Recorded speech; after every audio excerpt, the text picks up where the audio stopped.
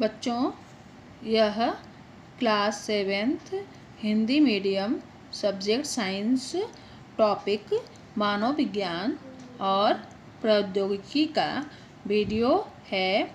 इससे पहले मैंने इस चैप्टर का वीडियो आपके पास सेंड किया था, जिसमें मैंने आपको बुक रीडिंग कराई थी, और उसके आगे का वीडियो आज मैं आप सबको सेंड कर रही हूँ। अभी बच्चों इसमें आपको कुछ लिखना नहीं है, सिर्फ बुक रीडिंग करनी है, और जो भी इसमें ऐसे वर्ड आएंगे जो आपको समझ में नहीं आएंगे उसका मैं आपको अर्थ बताऊंगी। जब ये रीडिंग आपकी ख़त्म हो जाएगी इंपॉर्टेंट टॉपिक की, मैं सारी बुक की रीडिंग नहीं, जो ज़्यादा इंपॉर्टेंट टॉपिक है उसकी मैं रीडिंग आपको करा रही हूँ। जब ये टॉपिक ख़त्म हो जाएगा, बुक रीडिंग ख़त्म हो जाएगी, तब मैं इसका क्वेश्चन आंसर भी आपके पास सेंड कर दूँगी। आइए बुक रीडिंग।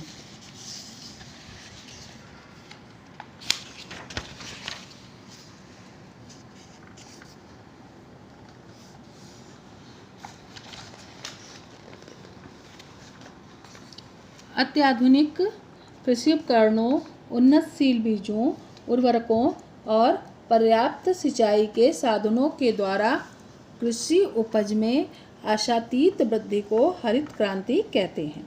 अब यहाँ पे है कि हरित क्रांति किसे कहते हैं।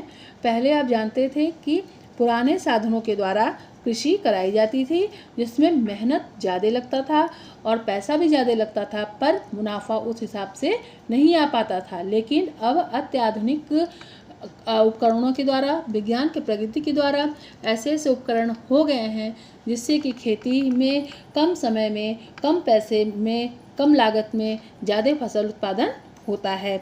इसी को हरित क्रांति कहते हैं। अत्याधुनिक कृषि उपकरणों, उन्नतशील बीजों, बीज भी अच्छे क्वालिटी के, उर्वरक और पर्याप्त सिंचाई के साधन पहले की अपेक्षा अब ज़्यादा हो गए हैं, जिससे कि फसलों की सिंचाई अच्छी तरीके से हो पाती है। साधनों कृषि उपज में आशातीत वृद्धि को हरित क्रांति कहते हैं, जिससे कि पहले की अपेक्षा अब फसलों का उत्पादन काफ़ी अच्छा हो रहा है, तो इसको क्या कहते हैं, हरित क्रांति कहते हैं। आजकल आधुनिक तकनीकों के नित्य नए प्रयोगों के द्वारा विभिन्न क्षेत्रों में उत्पादन में वृद्धि हुई है।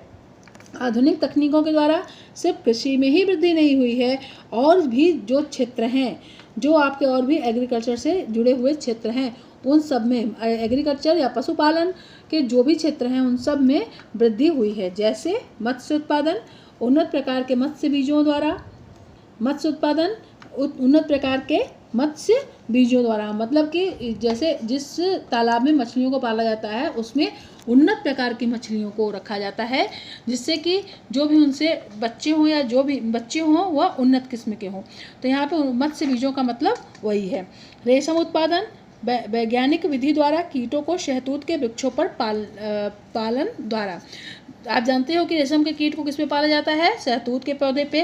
पहले ऐसे ही या परंपरागत तरीकों से पत्तों पे, शहतूत के पत्तों पे इनको पाला जाता था, लेकिन अब इनको नई तकनीक के द्वारा, वैज्ञानिक विधियों के द्वारा शहतूत के वृक्षों पर इनको पाला जाता है। सूअर पालन, संतुलित आहार एवं सामयिक टीकाकरण द्वारा। बच्चों, आप जानते हो कि मनुष्यों में पशुओं के द्वारा विभिन्न प्रकार के रोग होते हैं, तो पहले ज़्यादा जानकारी या टीकाकरण न होने के कारण पशुओं को, जैसे सूअर वगैरह को जो खाते थे, उनसे विभिन्न प्रकार की बीमारियां हो जाती थी। लेकिन अब विज्ञान की उन्नति के कारण इस विभिन्न प्रकार के टीकों का विभिन्न प्रकार के टीकों का पता चल जाने के कारण सूअरों का टीकाकरण हो जाता है, जिससे कि उनके अंदर जो भी बीमारियां होती हैं वह समाप्त हो जाती हैं, और उनको पालने वाले या उनका सेवन करने वालों को कोई इन्फेक्शन नहीं हो पाता, और उन सूअरों को संतुलित आहार प्रदान किया जाता है। मुर्गी पालन, संतुलित आहार एवं सामयिक टीकाकरण द्वारा। इसको भी आप समझ गए होंगे।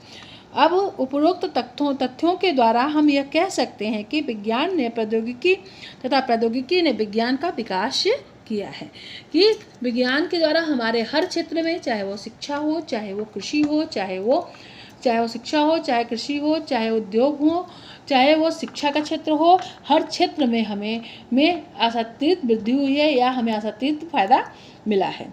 वास्तव में प्रौद्योगिकी तथा विज्ञान दोनों एक दूसरे पर आधारित हैं। प्रौद्योगिकी मतलब उद्योग धंधे जो हैं वह आपके विज्ञान पे, और विज्ञान आपके प्रौद्योगिकी पे आधारित है। प्रौद्योगिकी का विकास विज्ञान के नियम तथा सिद्धांतों के दैनिक जीवन में उपयोग से होता है।